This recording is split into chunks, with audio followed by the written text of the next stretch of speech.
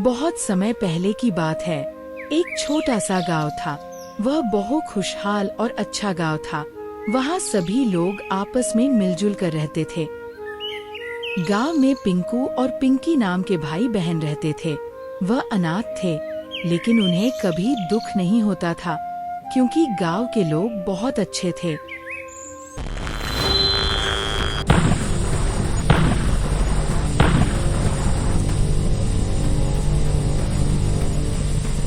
एक दिन गांव के लाइट के खंभे में अचानक धमाका हो गया।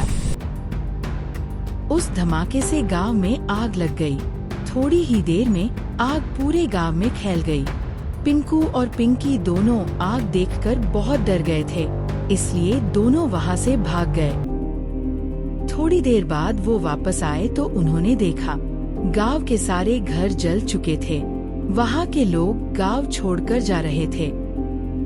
अब हम यहाँ नहीं रह सकते, हमें दूसरी जगह रहने जाना होगा।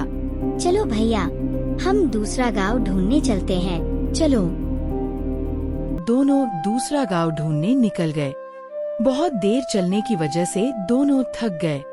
भैया, मैं बहुत थक गई हूँ, थोड़ी देर हम कहीं रुक जाते हैं। ठीक है, चलो हम जंगल में थोड़ा आराम कर लेते हैं। हाँ, चलो। दोनों जंगल में आराम करने चले गए। वो एक पेड़ के पास बैठ गए। कुछ देर आराम करने के बाद पिंकू को दूर एक चमकती रोशनी दिखाई दी। मुझे दूर एक रोशनी दिख रही है, चलो भैया, चलकर देखते हैं। दोनों उस रोशनी का पीछा करते हुए उसके पास पहुंच गए। उन्होंने देखा कि एक जादुई दरवाजा रहस्यमय तरीके से चमक रहा था। क्या हम अंदर चले?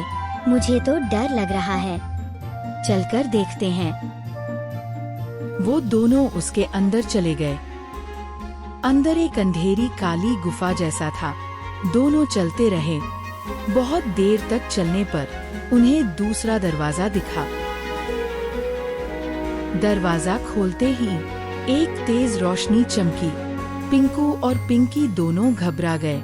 जैसे ही रोशनी खत्म हुई, दोनों बाहर निकले। वो देखकर हैरान हो गए। सामने एक छोटा लेकिन बहुत सुंदर गांव था। ऐसा कैसे हो सकता है? यहाँ गांव कैसे आ गया? चलो भैया, चलकर देखते हैं।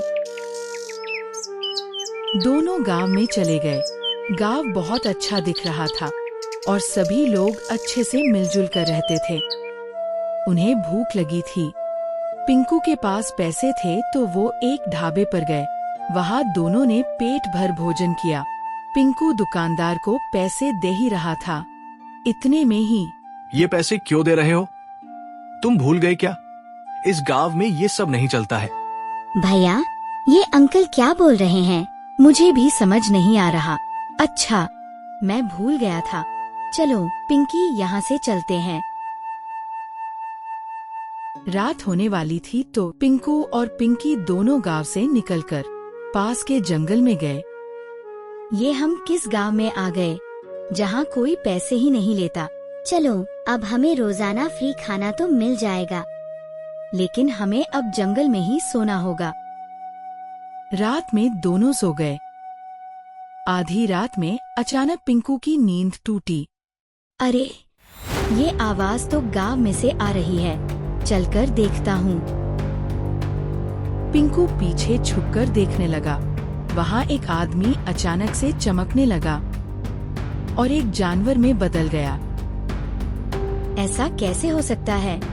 पिंकू वहाँ से भागकर पिंकी के पास चला गया।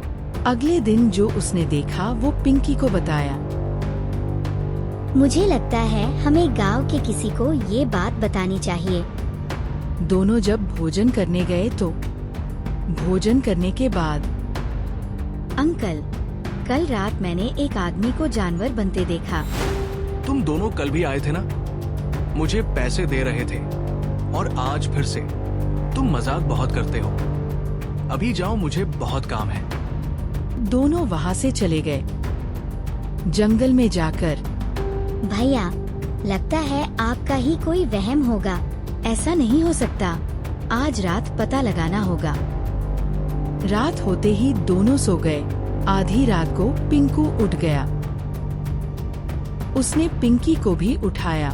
दोनों पता लगाने के लिए गांव में जाते हैं और छुप कर देखते हैं। वहाँ फिर से एक आदमी इंसान से जानवर बन रहा था। पिंकू उसके पास चला गया। मैंने सब देख लिया है। कौन हो तुम? मैं वही ढाबे वाला हूँ जहाँ तुम लोग सुबह आए थे। फिर जानवर कैसे बने? बहुत साल पहले एक चुड़ैल ने पूरे गांव पर जादू किया था, जिसकी वजह से हम दिन में तो इंसान ही रहते हैं, लेकिन रात होते ही जानवर बन जाते हैं। तो इसका कोई उपाय नहीं है क्या?